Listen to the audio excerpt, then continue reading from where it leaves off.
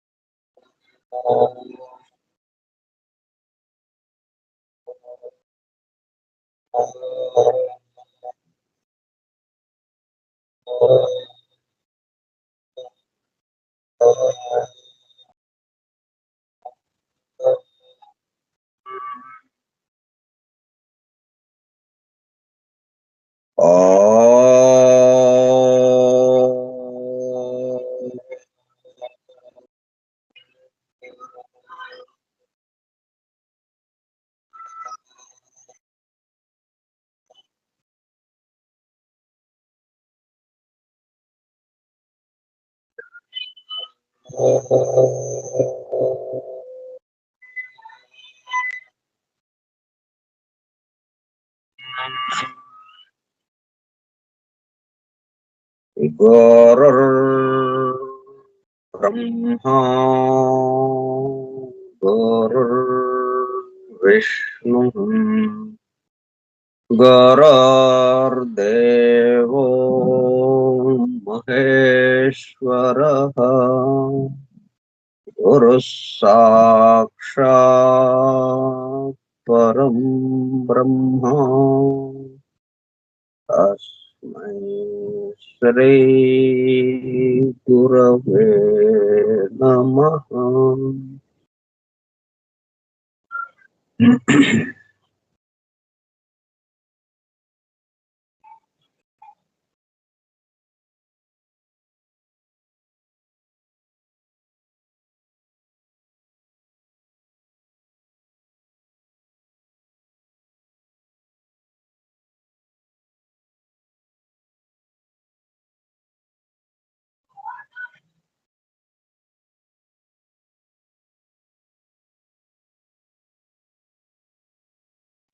వాసుదేవ హల్లెలూయ 24/2/2024 శనివారము ఉదయం 10:15 జాఫ్రీ హడ్సన్ ద్వారా అందింపబడిన పరమాద్భుత దివ్య గ్రంథము the hidden wisdom the Holy Bible. రహస్యముగా నిగూఢముగా దాగియున్న దైవమే పరిశుద్ధ బైబిల్ గ్రంథము. బైబిల్ రహస్య ప్రకాశము. స్కైప్ గ్రూప్ సోదర సత్యాన్వేషక బృందమునకు స్వాగతం. అందరకు నమస్కారం.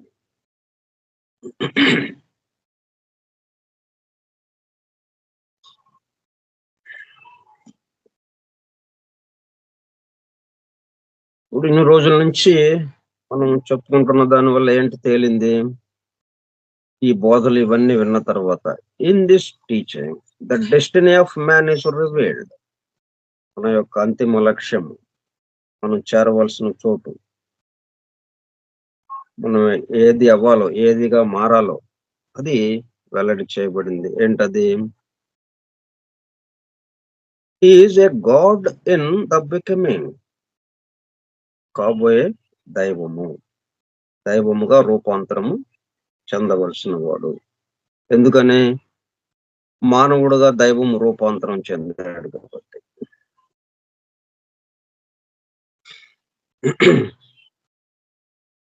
ఏ పిలిగ్రిమ్ గాడ్,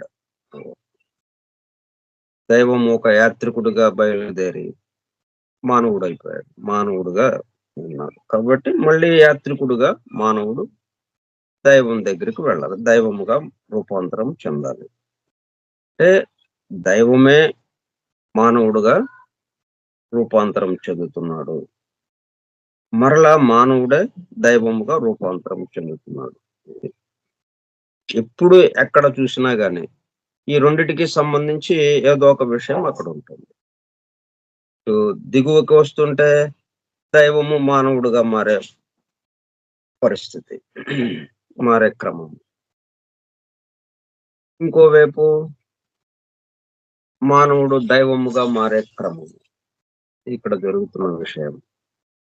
ఈ రెండు తప్ప ఇంకొకటి లేనే లేదు. అటు మానవుడుగాను, ఇటు దైవముగాను. ఎవరు చేస్తున్నారు ఇదంతా? ఒక్కడే. దైవమే మానవుడుగా వస్తున్నాడు, మరలా దైవముగా వెళ్తున్నాడు. Both the Lord Christ and the Apostle Paul affirmed this fact in such words as ఏ విషయాన్ని అనగా, అంటే మనం నీరు మంచుగడ్డ కట్టింది, మంచుగడ్డ నీరుగా మారింది. నీరు మంచుగడ్డ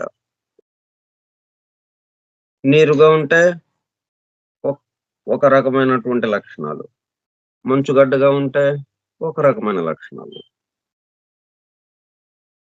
అట్లాగా దేవుడుగా ఉంటే ఒక రకమైనటువంటి లక్షణాలు, మానవుడుగా ఉంటే ఒక రకమైన లక్షణాలు. కానీ మంచుగడ్డ ఎక్కడి నుంచి వచ్చింది? నీటి నుంచి, జలము నుంచి. మానవుడు ఎక్కడి నుంచి వచ్చాడు? దైవం నుంచి. జలమే మంచుగడ్డగా మారింది, దైవమే మానవుడుగా మారాడు. ఇది మనకి ఈ అపోస్టల్ పౌల్, అలాగే జీసస్ ద క్రైస్ట్ ఈ విషయాల్ని నొక్కి చెప్పారనమాట. వాళ్ళ బోధనలో, వాళ్ళ ఉపదేశాల్లో చాలా ప్రాధాన్యత ఇచ్చారు ఈ విషయానికి. affirmed this fact, యథార్థ విషయాన్ని. In such words as, ye shall be perfect, even as your Father which is in heaven is perfect.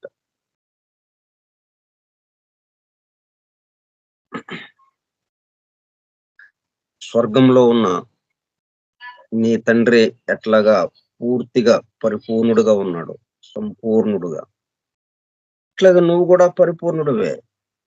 కానీ స్థితి భేదం చేత కొంత మేరకే వ్యక్తమవుతుంది, మిగతాది నిద్రాణ స్థితిలో ఉన్నట్టుగా అయింది. కానీ అక్కడ ఉన్నది దైవమే, ఇక్కడ ఉన్నది దైవమే. కాబట్టి దైవము అంటే పర్ఫెక్ట్, పరిపూర్ణుడు. అలాగే and till we all come in the unity of the faith. ఇది లార్డ్ క్రైస్ట్ చెప్పినది చూద్దాం. మత్తయి సువార్తలో చెప్పాడు, ఈ షల్ బి పర్ఫెక్ట్. క్రీస్తు జనసమూహాన్ని చూస్తూ, he shall be perfect even as your father which is in heaven is perfect. నీ తండ్రి వలె నీవు కూడా పరిపూర్ణుడవి. మరి మంచుగడ్డ జలమే కదా,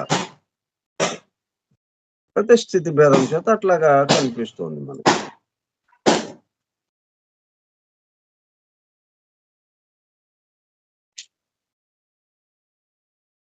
ఐదు 48.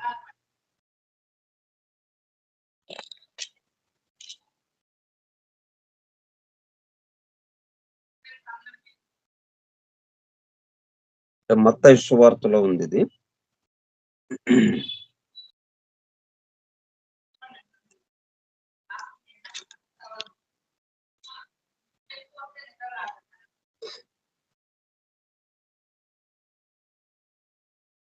ఇప్పుడు ఎక్కడ చెప్పాడు ఈ మాట? ఆయన ఆ జన సమూహములను చూచి కొండ ఎక్కి కూర్చుండగా ఆయన శిష్యులు ఆయన యొద్దకు వచ్చిరి. అప్పుడు ఆయన నోరు తెరచి ఇలాగూ బోధింపసాగాను.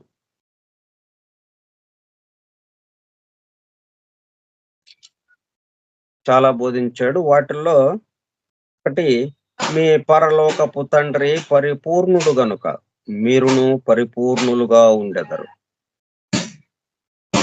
మీ పరలోకపు తండ్రి పరిపూర్ణుడు కనుక మీరును పరిపూర్ణులుగా ఉండెదరు. ఎందుకని అట్లాగంటే ఆయన ఎక్కడ ఉన్నాడు, వేరే ఇంకొకళ్ళు అయితే అట్లా చెప్పడానికి అవకాశం లేదు.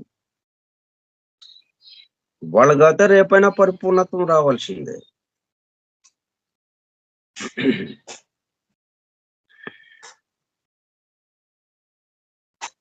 అట్లాగా అపోస్టల్ పౌలు ఆయన ఏం చేస్తాడు, ఎఫెసీయులకి ఒక లేఖ రాశాడు. దాంట్లో ఏమన్నాడు, till we all come in the unity of the faith, till we all come in the unity of the faith, విశ్వాసము, ఆ విశ్వాసం ఉంచడంలో మనందరం కలిసి, దేని యందు విశ్వాసము, and of the knowledge of the son of God, and of the knowledge of the son of God, ఆ దైవ కుమారుడికి సంబంధించిన విశ్వాసం, దైవ కుమారుడి పట్ల మనకున్న విశ్వాసం, మన అందరికీ కలిపి ఉన్న విశ్వాసము, unto a perfect man, unto the measure of the stature of the fullness of Christ.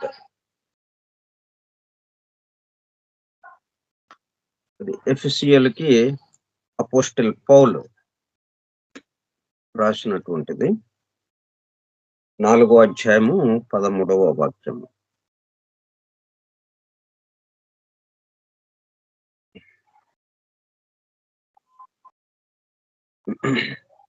మనమందరము విశ్వాస విషయములోను దేవుని కుమారుని గూర్చిన జ్ఞాన విషయంలోను ఏకత్వము పొంది, మారు మనసు లేదిక ఎవరిని అడిగినా గాని దేవుని కుమారుడు ఆయనకు సంబంధించిన జ్ఞాన విషయము వాటిలో ఏకత్వము పొంది సంపూర్ణ పురుషుల మగు వరకు, అనగా క్రీస్తునకు కలిగిన సంపూర్ణతకు సమానమైన సంపూర్ణత కలవారం మగు వరకు ఆయన ఇలాగు నియమించను. ఎట్లాగా మనం కూడా క్రీస్తులాగా సంపూర్ణ పరిపూర్ణలమవుతాం. ఆయన ఎట్లాగైతే దైవ కుమారుడుగా దిగి వచ్చి పరిపూర్ణుడుగా మన ముందు నిలబడి అందరకు బోధ చేస్తున్నాడు, మనకి జ్ఞానం పంచిపెడుతున్నాడు, అట్లాగా మనమందరము ఎందుకు ఆయన మనకి జ్ఞానం పంచటము, మనందరినీ పరిపూర్ణ చేయడం కోసం వచ్చాడు ఆయన. మన కష్టాలు, బాధలు, కన్నీళ్లు, మన పాప భారము ఇవి తొలగించడం కోసమే కాదు, ఇది తొలగిస్తూ దాని స్థానంలో పరిపూర్ణత్వం చేర్చడం కోసం, పరిపూర్ణులుగా చేయటం కోసం, పరిపూర్ణులుగా మనల్ని మేల్కొలపటం కోసం ఆయన దిగి వచ్చాడు. మనం ఎట్లాగైతే సగం సగమే కదా, మామూలుగా మనకి సహజం అది. రూపము, జీవము, రూపం వరకే మనము మన ఆలోచన వెళుతుంది, అక్కడతో ఆగిపోతుంది. మళ్ళీ వెనక్కి తిరిగి వస్తాం, అక్కడ ఏదో గోడ కట్టినట్టుగా అక్కడి వరకు వెళ్ళి మళ్ళీ వెనక్కి తిరిగి వస్తాం. బంతిని గోడకేసి కొడితే మళ్ళీ వెనక్కి ఇది బంతి వచ్చినట్టుగా సగంతో ఆగిపోతున్నాం. దానికి సంబంధించిన జీవం ఏదైతే ఉందో, చైతన్యము, దానికి సంబంధించిన దాని పట్ల మనం మేల్కొనలేదు కాబట్టి అట్లాగా మేల్కొలపటం కోసం మనం ఎట్లాగా ఆలోచిస్తున్నామంటే, మన పాప భారాన్ని మోయటానికి ఆయన వచ్చాడు, మనల్ని మోక్ష సామ్రాజ్యానికి తీసుకువెళ్ళటానికి వచ్చాడు ఆయన. అంటే మన కష్టాలు, బాధలు తీర్చడానికి వచ్చాడు అన్నట్టుగానే మనం చూస్తున్నాం. ఆయన మనల్ని పరిపూర్ణులు చేయడానికి కూడా వచ్చాడు అన్నది అంత గమనికలోకి రావటం కాదు. అనుకుని దాన్ని ఈ అపోస్టిల్ పౌల్ ప్రత్యేకంగా వీళ్ళందరికీ దాని పట్ల మేల్కొనేటట్టుగా లేఖలు రాశాడు.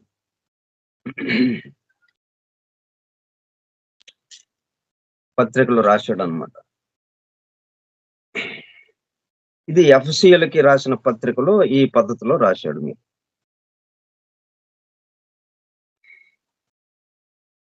మీరు మనమందరము విశ్వాస విషయంలోను దేవుని కుమారుని గూర్చిన జ్ఞాన విషయంలోను ఏకత్వము పొంది till we all come in the unity of the faith. వేటి వేటి విషయంలో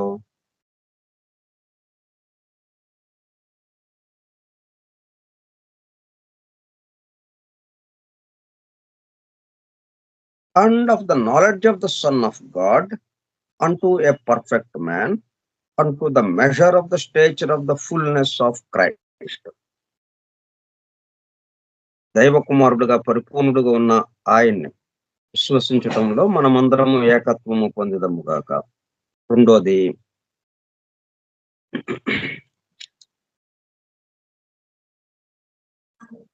దేవుని కుమారుని గూర్చిన జ్ఞాన విషయంలోనూ ఏకత్వం పొందుదము గాక.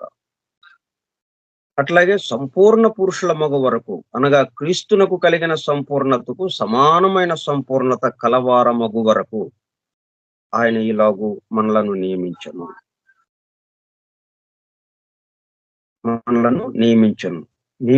మనల్ని ఇట్లాగ వెళ్ళండి, అలాగ వెళ్ళని చెప్తున్నాడు ఆయన. దేనికోసం? ఆయనలాగా పరిపూర్ణుడుగా మారటం కోసం.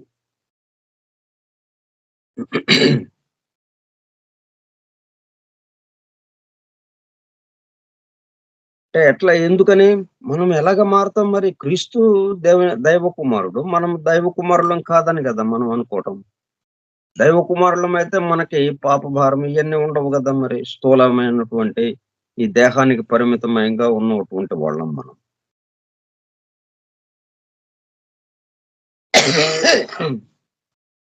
మనం కూడా దైవానికి దైవమే మన రూపంలో ఇక్కడ నిలబడి ఉన్నాడు.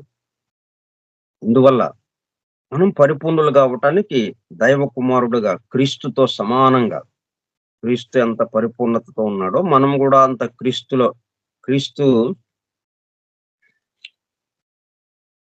క్రీస్తుకు కలిగిన సంపూర్ణతకు సమానమైన సంపూర్ణత కలవారమగు వరకు,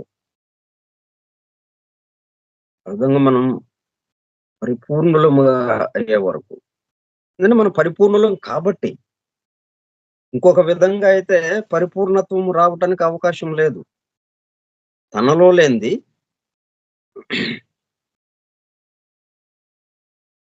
దానిగా అవటానికి అవకాశం లేదు. తనలో ఉంటేనే దానిగా అవటానికి అవకాశం ఉంటుంది. అంటే మనం పరిపూర్ణులము కాబట్టి, ఇప్పుడు మంచుగడ్డలాగా ఉన్నాము కాబట్టి, స్థూలంగా ఉన్నటువంటి రూపాంతరం చెంది స్థూల జగత్తులో ఉన్నాం కాబట్టి ఇలాగ ఉన్నాం. కానీ మనం పరిపూర్ణులమే. ఆ పరిపూర్ణులం అయ్యేదాకా ఆయన మనలను నియమిస్తూ ఉన్నాడు. మనలను పరిపూర్ణులను చేయడం కోసం అక్కడ నిలబడి ఉన్నాడు క్రీస్తు. పరిశుద్ధులు సంపూర్ణులగునట్లు క్రీస్తు శరీరము క్షేమాభివృద్ధి చెందుటకును పరిచర్య ధర్మము జరుగుటకును ఆయన కొందరిని అపోస్తులుగాను, కొందరిని ప్రవక్తలుగాను, కొందరిని సువార్తికులుగాను గాను, కొందరిని కాపురులను గాను, ఉపదేశకులుగాను నియమించును.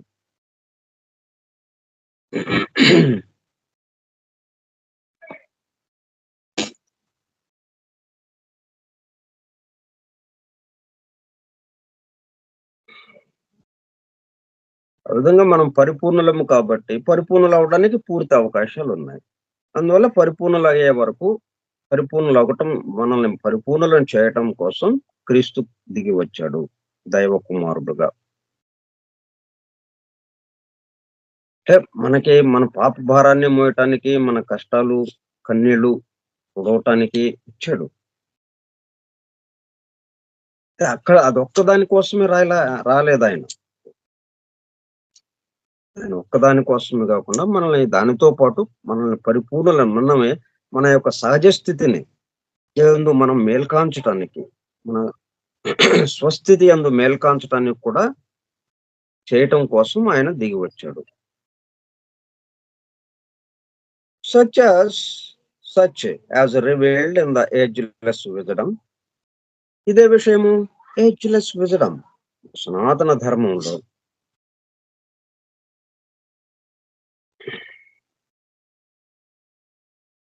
ఏజ్‌లెస్ విజడమ్, ఆ జ్ఞానం ఏదైతే ఉందో, సనాతన జ్ఞానము, శాశ్వత జ్ఞానము.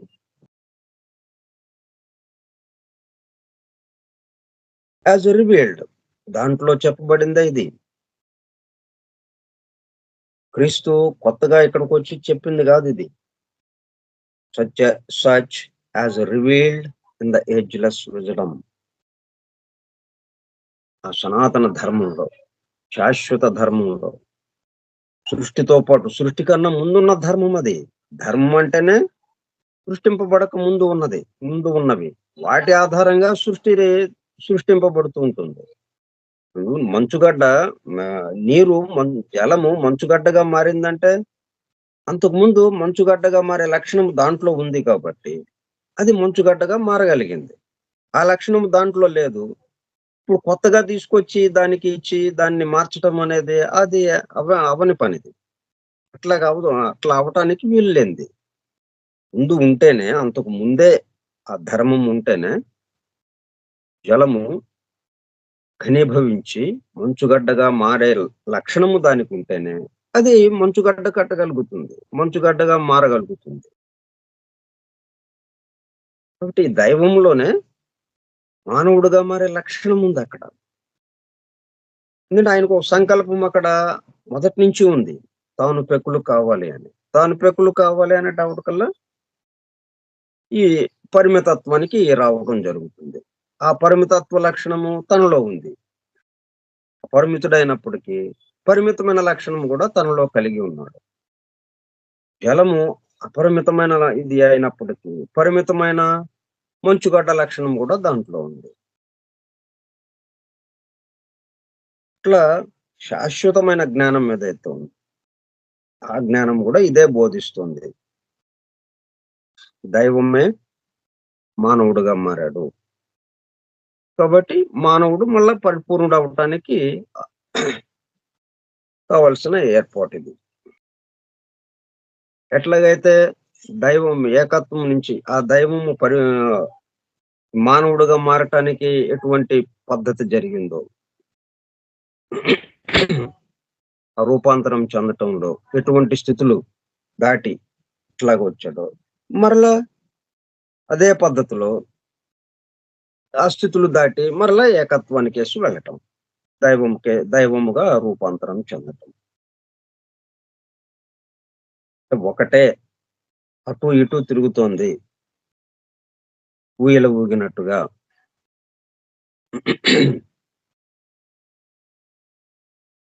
Such as revealed in the ageless wisdom is the threefold immortal spiritual self of man, sometimes referred to as the higher triad, and such is the sublime purpose of man's existence.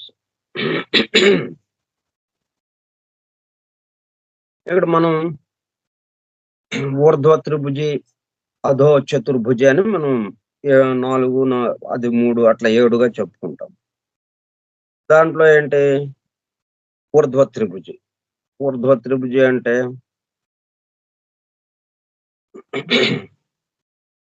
ఆత్మ, బుద్ధి, మనస్సు. ఈ 3 అంటే 7 విభాగాలు చేసుకుంటే మనం. ఒక మరి దైవము మానవుడిగా మారటానికి ఒక 7 రకాలు కావాల్సొచ్చింది. 7వ స్థాయిలో గాని అది స్థూలంగా ఘనీభవించిన ఇదిగా రూపాంతరం చెందటానికి అవకాశం ఏర్పడింది. 7వ స్థితిలో. కాబట్టి 7ట్లో మనకి దైవం యొక్క స్థితి ఇమ్మోర్టల్, శాశ్వతత్వం.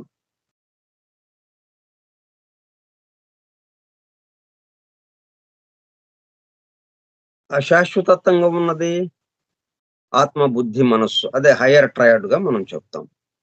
వాటిని దాటి ఈ లోయర్ క్వాటర్నరీ, ఈ అధో చతుర్భుజి అని ఏదైతే చెప్తామో దాంట్లోకి దిగి స్థూలంగా మారుతున్నాడు. అంటే సూక్ష్మము స్థూలంగా మారటానికి సూక్ష్మం ఏమిటి? ఇమ్మోర్టల్ అది. స్థూలము దానికి నశించే గుణం ఉంది. అంటే రూపాలు మారిపోతుంటాయి ఎప్పటికప్పుడు. ఇందులో such as revealed in the ageless wisdom is the threefold. 3 భాగాలుగా ఉంది. శాశ్వతమైంది. Spiritual self of man. ఆత్మ, బుద్ధి, మనస్సుతో కూడుకున్నది. Sometimes referred to as the higher triad. మన దివ్య జ్ఞాన పరిభాషలోకి వచ్చేటప్పటికల్లా హైయర్ ట్రయాడ్ అంటాం. ఊర్ధ్వ త్రిభుజి. And such is the sublime purpose of man's existence. అంటే ఆ ఇమ్మోర్టాలిటీ ఏదైతే ఉందో దాన్ని వ్యక్తీకరించటానికి, ఆ సూక్ష్మాన్ని వ్యక్తీకరించటానికి ఈ మానవుడి యొక్క ఎగ్జిస్టెన్స్.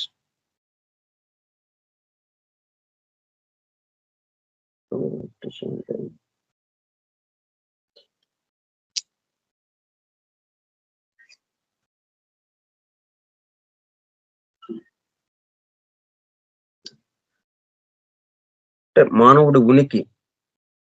మానవుడు అంటే అది జీవాత్మకి వచ్చేటప్పటికల్లా జీవాత్మ ఆత్మ, బుద్ధి, మనస్సుగా కూడుకుని ఉన్నది.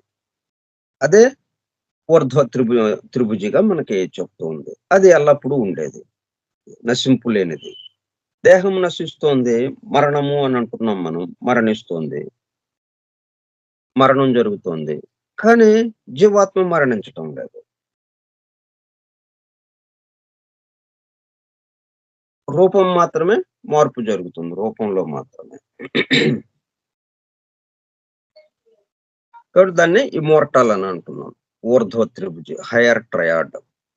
And such is the sublime purpose of man's existence. మానవుడి యొక్క ఉనికికి ప్రయోజనము ఆ ఊర్ధ్వ త్రిభుజికి సంబంధించింది ఏదైతే ఉందో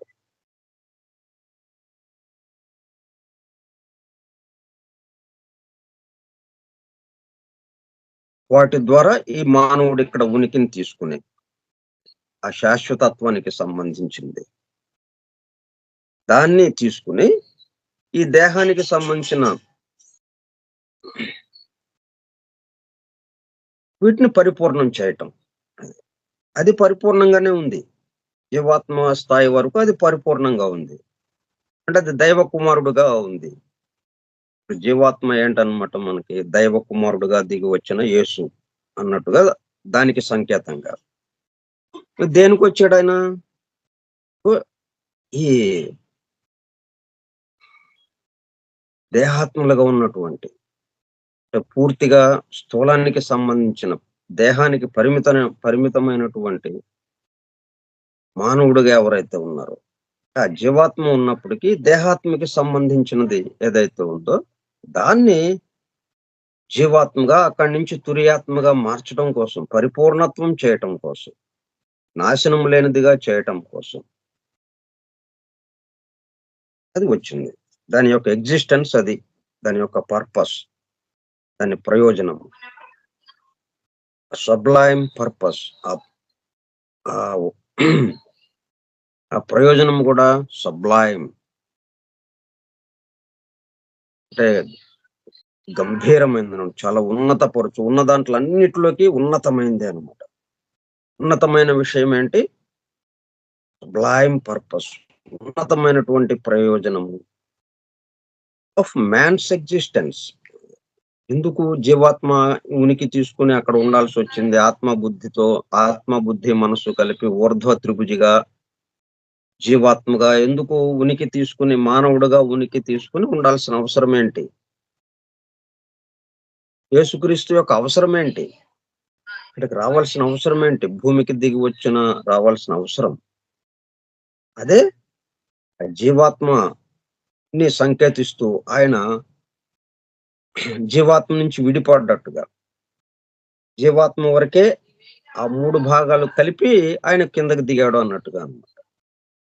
దేనికోసం అంటే ఆ రూపాన్ని రూపంతో కలిసి ఉంటుంది కదా జీవాత్మ, దేహాత్మతో కలిసి ఉంటుంది. ఇక్కడ దేహాత్మ అంటే మనందరము కలిసి ఈ భూలోకంలో ఉన్న జనులందరూ కలిసి దేహాత్మగా ఉంటే, ఆ దేహాత్మని పరిపూర్ణం చేయటం కోసం ఆయన జీవాత్మగా ప్రత్యేకించి వచ్చాడు మన కోసం అన్నట్టుగా.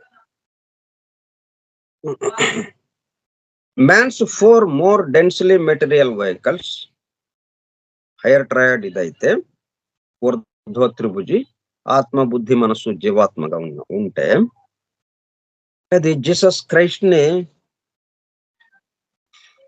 సంకేతపరుస్తుంది. అది man's 4 more densely material vehicles, అవన్నీ చాలా సూక్ష్మాతి సూక్ష్మంగా ఉంటాయి. ఇంకా ఇక్కడికి వచ్చేటప్పుడు కల్లా మోర్ డెన్స్లీ, పూర్తిగా చిక్కదనముగా, దట్టముగా, దగ్గరగా అల్లుకుపోయినట్టుగా, అంటే ఘనీభవించిన స్థితిగా, జలము ఘనీభవిస్తే ఎలాగుంటుందో అట్లాగా ఘనీభవించిన స్థితిలో ఉన్నటువంటి పదార్థంతో కూడుకున్న శరీరాలు, ఆ వెహికల్స్, ఉపాధులు ఇంకొక 4 ఉన్నాయి. అవేమో సూక్ష్మ ఉపాధులుగా ఉన్నాయి. అవి సూక్ష్మాతి సూక్ష్మంగా, ఇది స్థూలాతి స్థూలంగా ఇంకొక 4 ఉన్నాయి. వాటిని ఏమంటున్నాము? అధో చతుర్భుజి. అధో చతుర్భుజి. ఎందుకని ఈ రెండింటిని ఇట్లాగా విడదీయటానికి ఎందుకు ఇట్లాగా వచ్చింది? ఈ అధో త్రిభుజి, అధో చతుర్భుజి అనేది ఏదైతే ఉందో, ఇవి అప్పటికప్పుడు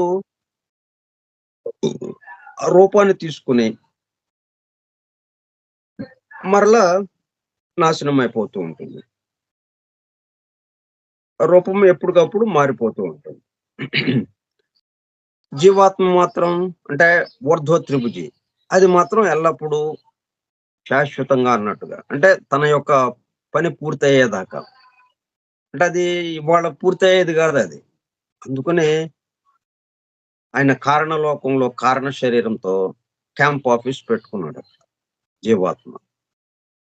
క్యాంప్ ఆఫీస్ పెట్టాడంటే ఏంటి? శాశ్వతంగా అన్నట్టుగా, అంటే తన యొక్క పని పూర్తయ్యేదాకా. అంటే అది ఇవాళ పూర్తయ్యేది కాదు అది.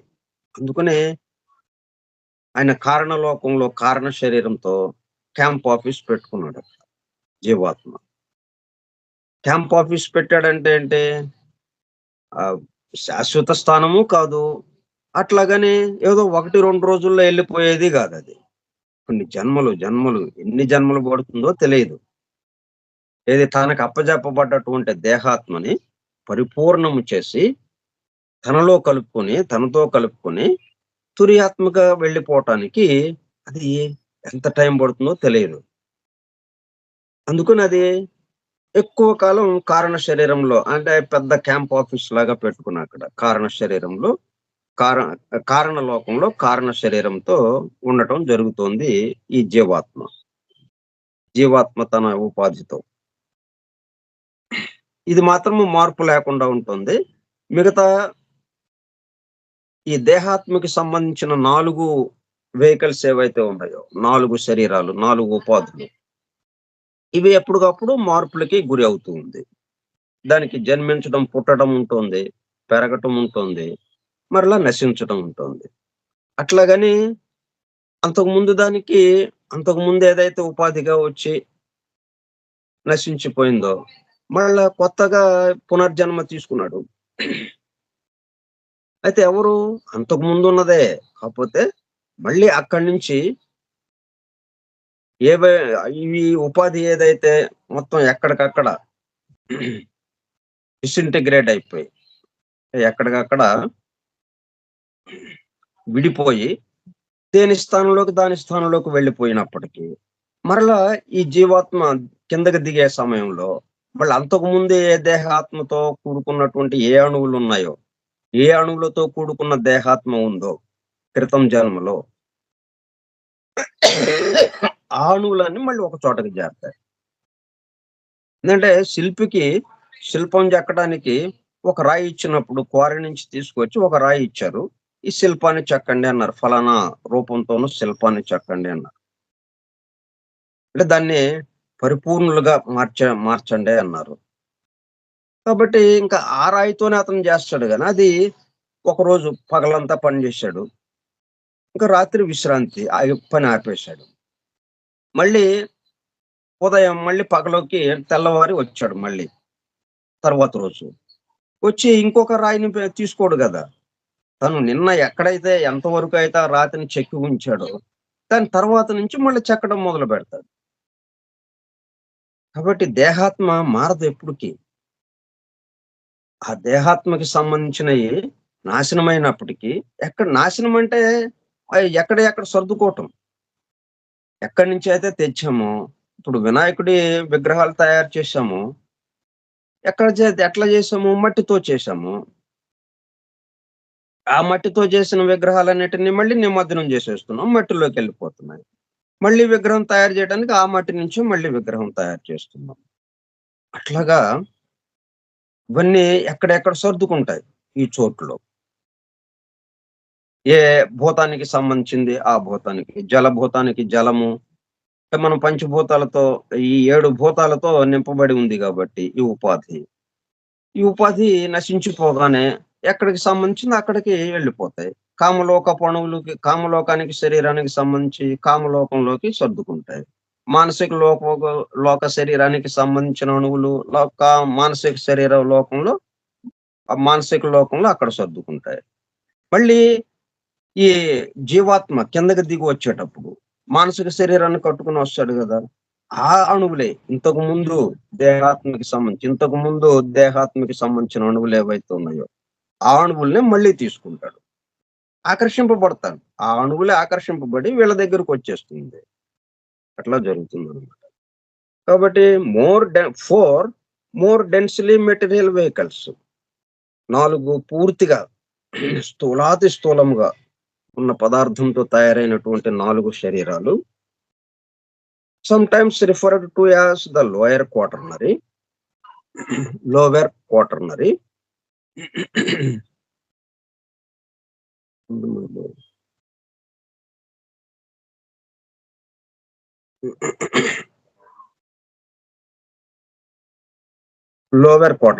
అంటే అధో చతుర్భుజి. In the order of their deepening density are the mental, the emotional అంటే అట్లాగా క్రమక్రమంగా ఇంకా స్థూలాతి స్థూలంగా అయిపోవటం. సూక్ష్మం నుంచి కొద్దిగా సూక్ష్మము, దాని నుంచి స్థూలము, ఇంకా స్థూలము, స్థూలాతి స్థూలము. ఏమిటవి ఆ 4? Mental, emotional, the etheric and the physical bodies. The mental అంటే మానసిక శరీరము, ద ఎమోషనల్ కామ శరీరము, ద ఎథరిక్ లింగ శరీరము అండ్ ద ఫిజికల్ బాడీస్ భౌతిక శరీరము. భౌతిక శరీరంకి వచ్చినప్పటికల్లా పూర్తిగా స్థూలాతి స్థూలంగా ఘనీభవించిన స్థితి అన్నమాట. మాక్సిమం ఘనీభవించిన స్థితిగా ఉండే అణువులతో కూడుకున్నది భౌతిక శరీరము. ఈ 4తో కూడుకుని ఉంటుంది అధో చతుర్భుజి. అంటే దేహాత్మకి సంబంధించింది ఇది. ఆ పైనవేమో 3 ఊర్ధ్వ త్రిభుజి అన్నాం కదా, ఊర్ధ్వ త్రిభుజి అవి జీవాత్మకి సంబంధించింది. ఇదేమో దేహాత్మకి సంబంధించింది. ఇప్పుడు వీళ్ళిద్దరి మధ్యన సంబంధం ఏంటి? ఈ దేహాత్మని పరిపూర్ణం చేయటం కోసం.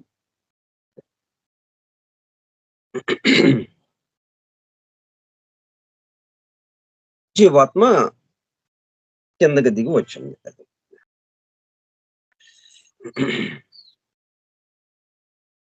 అందుకే మనకి జీసస్ క్రైస్ట్ అంటే క్రైస్తు ఎందుకు వచ్చాడు? ఈ మానవాళిని మనకి దేహానికి పరిమితమైనటువంటి మానవాళిని అధో చతుర్భుజికి ఈ 4 వెహికల్స్ ఏవైతే ఉన్నాయో 4 ఉపాధులు మానసిక, కామ, లింగ, భౌతిక శరీరాలతో కూడుకుని ఉన్నటువంటి దేహాత్మని పరిపూర్ణం చేయటం కోసం. ఎందుకని ఇది జంతు స్థితి నుంచి వచ్చింది. జంతు స్థితి నుంచి, సామూహిక ఆత్మ నుంచి విడిపడి వ్యక్తిగత ఆత్మగా, ప్రత్యేక ఆత్మగా అయిన తర్వాత అప్పుడు ఇది ఇంకొక దానికి ఉపాధిగా వచ్చే శక్తి దానికి ఉంది గాబట్టి, దాంట్లోకి ఈ జీవాత్మ రావటానికి అవకాశం ఏర్పడింది. అంటే దీన్ని పరిపూర్ణం చేయటంలో ఇంకొక స్థితి. జంతు స్థితి వరకు ఒక పద్ధతిలో పరిపూర్ణం చేయటానికి ఒక పద్ధతి ప్రకారం జరిగింది. ఇక అక్కడి నుంచి పద్ధతి మారి, ఈ జీవాత్మ వచ్చి అంటే మూడో ప్రసారానికి సంబంధించిన ఆ జీవ ప్రసారానికి సంబంధించిన జీవాత్మ వచ్చి, దీన్ని పరిపూర్ణం చేయటానికి ఇప్పుడు ఒక పద్ధతి జరుగుతూ ఉన్నదిది.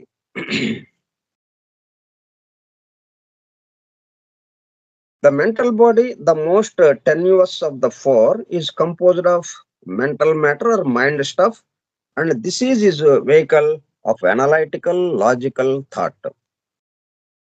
ఈ 4 గూడా మళ్ళీ ఒక్కొక్క దానికి ఒక్కొక్క రకమైన పనులున్నాయి. మానసిక అనేటప్పటికల్లా ఆలోచనలకి స్థావరంగా ఉన్నది. ఆలోచనలు, దాని నుంచి ఆలోచనలు. ఆలోచించాలి అంటే, ఆలోచనలు రావాలి అంటే దానికొక ఉపాధి కావాలి. అదే మానసిక శరీరము. మనస్సు.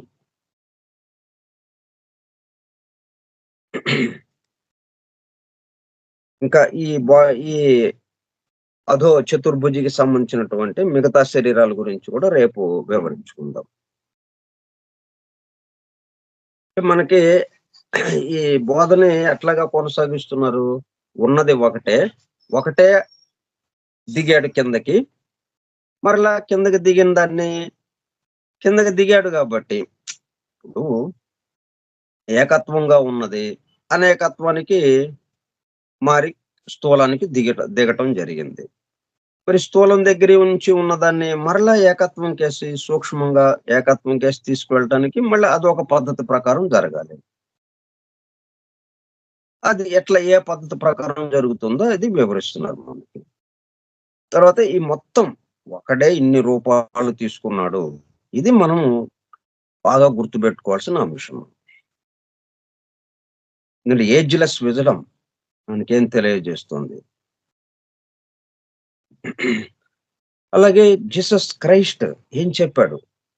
ఆయన జీవితం మొత్తం చేసినటువంటి బోధనలన్నీ, ఉపదేశాలన్నీ ఏ విషయాలకి సంబంధంగా ఉంది.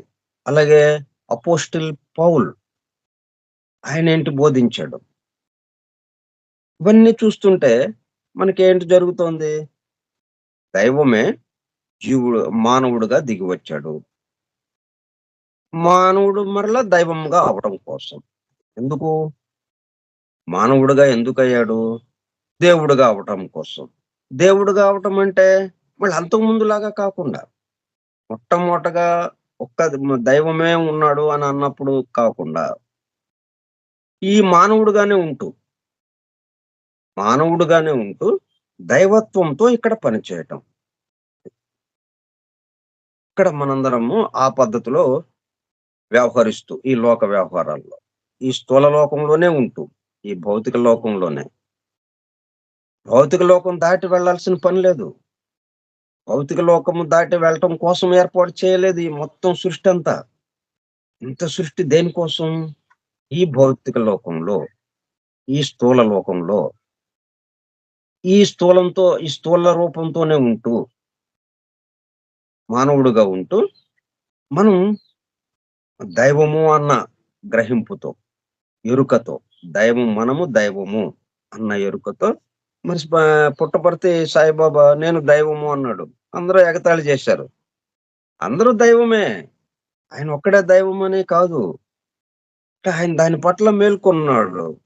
జీసస్ క్రైస్ట్ నేను పరిపూర్ణుడిని, దైవ కుమారుడిని. మిమ్మల్ని కూడా దైవ కుమారుడిగా మార్చడం కోసం వచ్చాను అంటున్నాడు ఆయన. అంటుంటే మనం ఈ మనిషి దైవం ఎలాగవుతాడని ఎగతాళి చేస్తున్నాం. ఎందుకంటే మనకి దాని యొక్క విషయం తెలియకపోవటం వల్ల, అవగాహన కాకపోవటం వల్ల.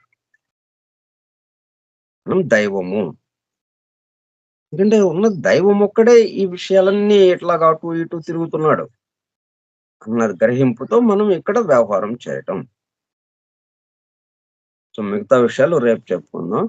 స్వస్తి ప్రజాభ్యః పరిపాలయంతాం న్యాయేణ మార్గేణ మహీం మహిషాః ఓ బ్రాహ్మణేభ్య శుభమస్తు నిత్యం లోకా సమస్తా సుఖినో భవంతు లోకా సమస్తా సుఖినో భవంతు లోకా సమస్తా సుఖినో భవంతు.